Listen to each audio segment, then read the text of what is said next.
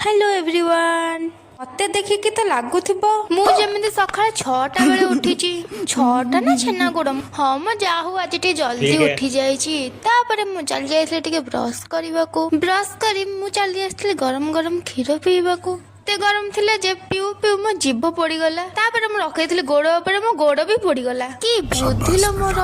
गोरा तो होउनी किंतु तापरे स्किन केयर कर चल जीबा बोले सुनिछि कि अपेक्षार फल मिठा देखिया को होउछि तापरे मु बाहर जाइथले कॉलेज पई जीवा पूर्व फास्ट मु बसी जाइथली खाइबाकू खाउची कम आ मम्मी से झगड़ा करची अधिक पा तापरे मु चली आस्थिली कॉलेज आ एठी मु ठिया हबार कारण मु कहिबिनी तापरे चली आस्थिला हमें क्लास करबाकू एठी मते जोरे निद आसुची